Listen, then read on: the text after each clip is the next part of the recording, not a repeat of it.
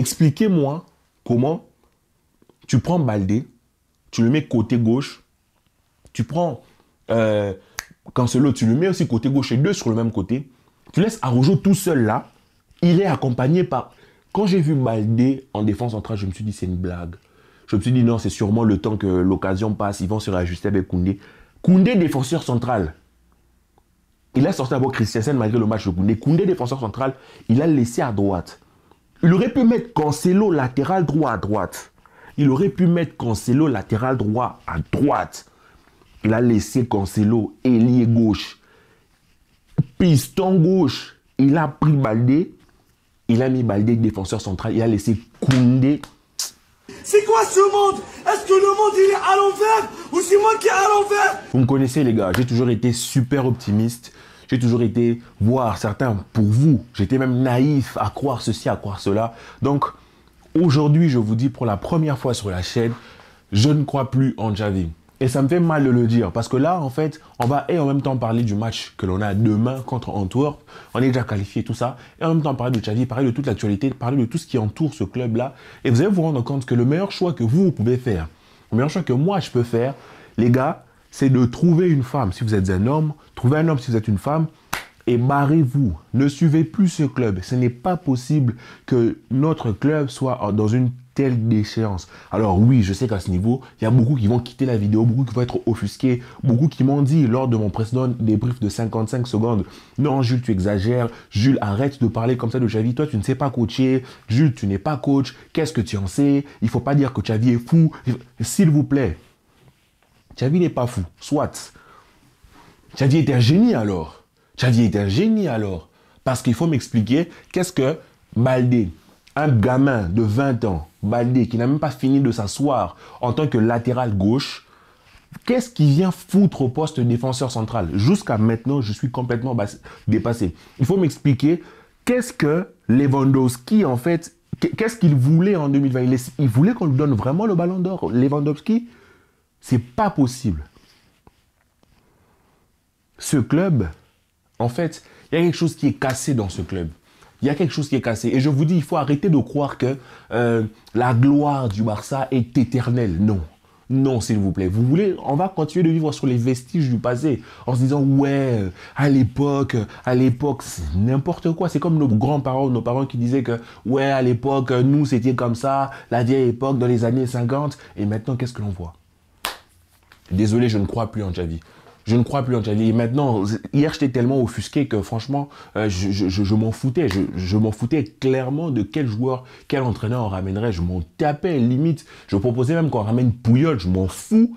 Parce que, en fait, Xavi est celle qu'il représente vraiment moi. Je ne vois pas comment tu peux être fan de Barça, fan de ce club et ne pas émettre des doutes. Ne pas émettre des doutes. Que l'on fasse un bon match sur 10 et que l'on soit aussi changeant, que l'on manque de constance et que le coach vienne nous dire en conférence de presse que ce club est en construction.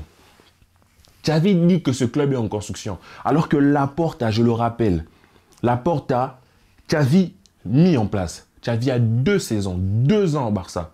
Laporta lui donne l'équipe qu'il veut. Laporta lui donne les palancas, le moyen de recruter et Xavi choisit ses joueurs. Xavi a choisi quoi? D'être focalisé sur Busquets. Xavi n'a pas testé Pjanic. Super. Xavi a le petit Casado. Ne le teste pas. Xavi fait ses choix. Xavi recrute Roméo. Xavi fait ses choix. C'est-à-dire que l'équipe qu'on a aujourd'hui, c'est une équipe, 95% des joueurs sont des joueurs demandés par Xavi lui-même. Et lui-même est incapable de faire jouer cette équipe-là. Et moi, supporter, moi, simple fan, je regarde Xavi, je peux me dire que je ferme les yeux aveuglément, notre projet est beau. C'est une honte. Jusqu'où on est descendu? Jusqu'où on est descendu, les amis? Jusqu'où vous êtes descendu? C'est pour ça que si vous regardez ma vidéo de 55 secondes, je demande, est-ce que c'est Xavi qui est fou ou bien c'est nous? Il y a un souci quelque part. Il y a un souci. Pour moi, en fait, peu importe comment la saison se finit, vraiment, peu importe comment la saison se finit, je ne sais pas, peut-être qu'on gagne la Ligue des Champions, peut-être qu'on gagne la Liga, je ne sais pas ce qui pourrait se passer, la saison est longue, mais franchement, moi je ne vois pas où est-ce que, je ne vois pas ce que Xavi pourrait faire, je ne vois pas, je ne comprends pas le sens que Xavi veut donner à cette équipe. On a vu la même équipe que quand l'Atlético de Madrid est reconduite pour la première fois de la saison. On s'est dit, ah, magnifique, non? Super, c'est une sorte de continuité. Mais qu'est-ce qu'on a vu dans le contenu? Les 20 premières minutes, ça allait. C'était beau. C'était bien. C'est vrai, eux, ils marquent. Mais tu sens qu'il y avait quelque chose à aller chercher. Mais après, on se fait complètement trouver. L'attitude des joueurs, complètement détestable. Alors, il faut taper sur Xavi. Moi, je tape sur Xavi. Mais j'ai dit, c'est Xavi et tout ce qu'il représente. Les joueurs, comment ils jouent? C'est n'importe quoi. C'est honteux. Le match de De Jong, à partir de la 20e, c'est honteux. Le match de nos milieux de terrain, leur repli défensif, c'est n'importe quoi. Nos attaquants totalement inexistants. Joao Félix fait quelques belles choses, mais ne state pas, n'est pas assez impactant. Lewandowski rate tout ce qui est possible et imaginable. Heureusement, sur le prochain match, il ne jouera pas. Alors je m'en tape, si vous voulez. Moi, j'en ai rien à foutre de la composition que tu vas mettre, c'est Antwerp. Fais jouer Casado. Moi, je veux voir Casado, je veux voir Gouillou. Mets-nous Marc Gouillou en son table, peut-être les mieux que Lewandowski. Le nombre d'opportunités que Rafinha rate. Rafinha a 2 face à face, il les rate. Alors j'ai envie de me poser la question. Je me suis posé la question sur Twitter. Est-ce que c'est nos joueurs à nous qui sont nuls? Nos joueurs sont nuls? Ou c'est nous qui les rendons nuls? Je me pose la question. Peut-être qu'il y a des joueurs, la marche est trop grande pour le Barça, la marche est largement trop grande pour Rafinha. Mais pendant Rafinha, on va voir comment il brille ailleurs. Et plusieurs sont en train de faire la remarque que Dembélé manque à Xavi. C'est très grave. Alors oui, c'est vrai que Rodri manque à Manchester City, parce que City n'arrive pas à bien jouer sans Rodri, on est d'accord. Mais le rôle d'un coach, le rôle de Guardiola en ce moment-là, c'est de faire quoi? C'est de trouver des solutions pour pallier à ce manque. Et s'il n'arrive pas à trouver des solutions, tant que Rodri sera là, Guardiola perdra en valeur. Parce que la valeur du coach, c'est quoi? C'est de faire avec ce que tu as, faire tourner l'équipe. Faire tourner l'équipe, en fait. Et il y a beaucoup de gens qui m'ont dit que, oui, tu surestimes les joueurs. Tu surestimes les joueurs. En fait, les joueurs, ces joueurs-là, ils ne sont pas, c'est pas des joueurs de top club. On a besoin de joueurs de top club. Ok. On a besoin de joueurs de top club pour battre Girona. C'est-à-dire que Eric Garcia est un top joueur. C'est ça que vous me dites. Ça veut dire que tous les joueurs qui nous ont affrontés contre Girona et qui nous malmènent quand on joue contre les petits clubs, on n'arrive pas à mettre, à mettre 2 buts. Ces joueurs-là, ce sont des top joueurs. Qu'est-ce qui se passe? Vous voyez pas qu'il y a paradoxe. Donc, pour moi, il n'est pas une question de top joueurs. Les top joueurs, le Barça les achète pourquoi? Le Barça achète les top joueurs pour lutter contre les tops équipes mondiales. Parce que face aux équipes lambda, face aux équipes banales, on n'est pas censé déployer le plein potentiel de ces top joueurs-là. C'est la logique. Parce que quand tu as des top joueurs et tu as un système qui marche, mais on a un coach 2 ans, on n'a pas de système qui marche. Ça ne fait que changer. Des blessures et des blessures. En fait, dès qu'on a un joueur qui nous manque, oh mais on n'a pas Gavi. Là maintenant, Gavi manque à cette équipe. Après, c'était, oh non mais De Jong et Pedri, oh là là. Mais maintenant, qu'est-ce qu'on va dire? Donc moi, ce que je suis en train de plaindre aujourd'hui, ce n'est pas la défaite contre Girona. On a perdu 4-2, Girona a marqué, ils nous ont torturés. On a une attitude de merde. Les joueurs ont une attitude de merde. Le coach a une attitude de merde totalement ramollie. Moi, ce que je plains, c'est toute la saison jusqu'à là. Toutes les 2 saisons, les deux saisons de Xavi manquent en consistance, manquent en pertinence, manquent en constance, manquent de matière.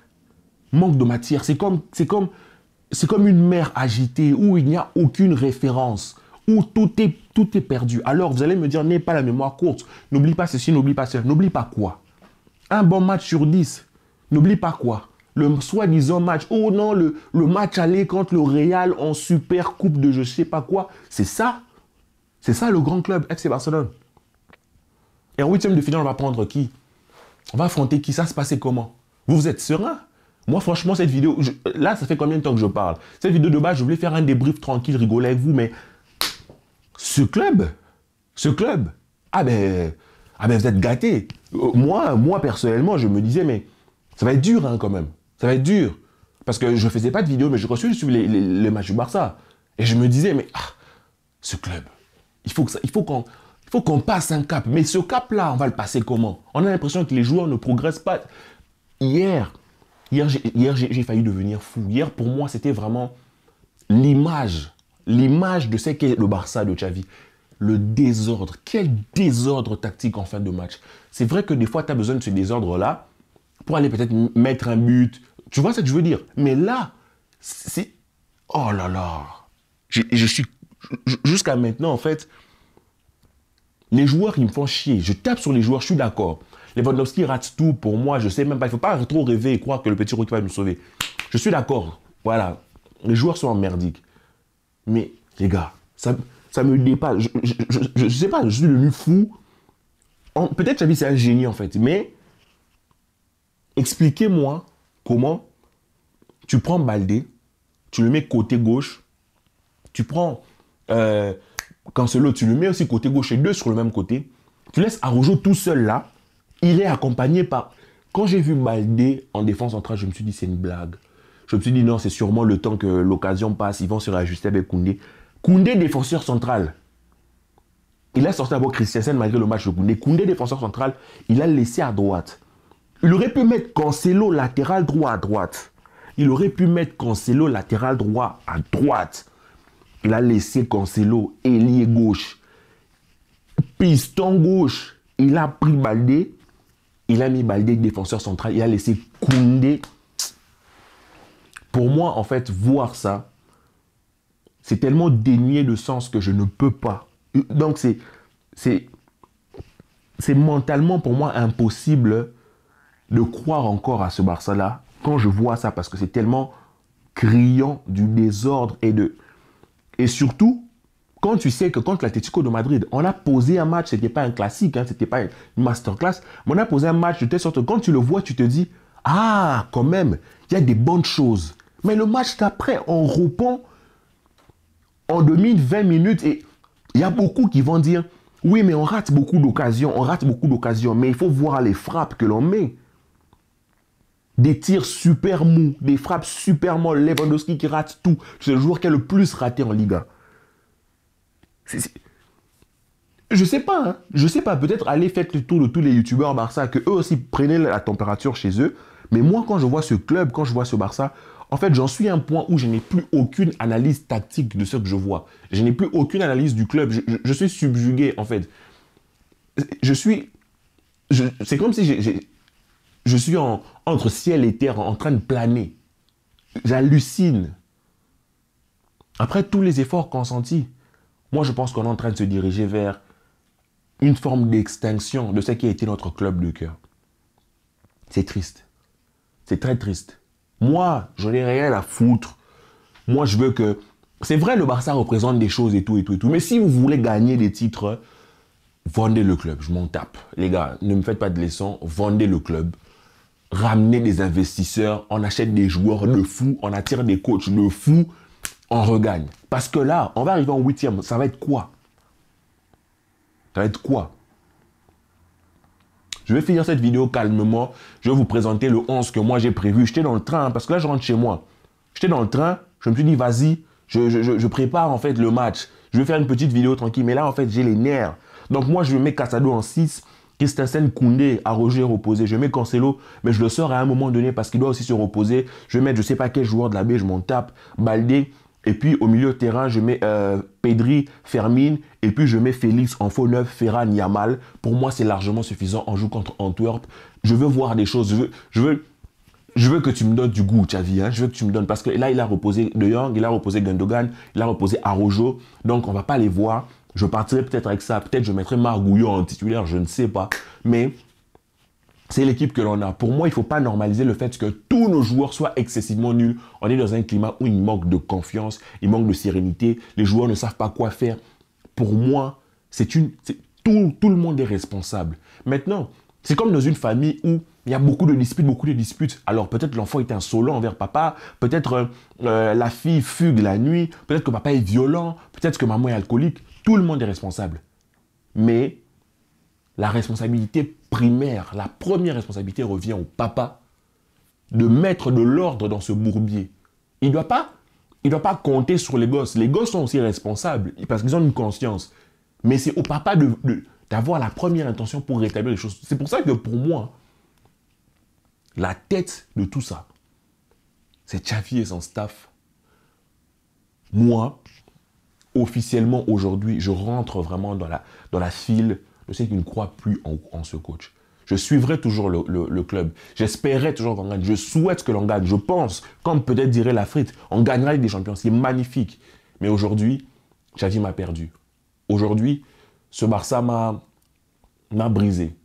Aujourd'hui, ce Barça m'a laissé dans une forme de deuil parce que plus le temps passe, plus je revois des compilations de l'ancien Barça. Et quand je dis l'ancien Barça, c'est même pas forcément le Barça de Valverde. C'est triste. Prenez soin de vous, les amis. Que la paix soit sur vous. Je vous aime beaucoup. Et au revoir. S'abonnez-vous.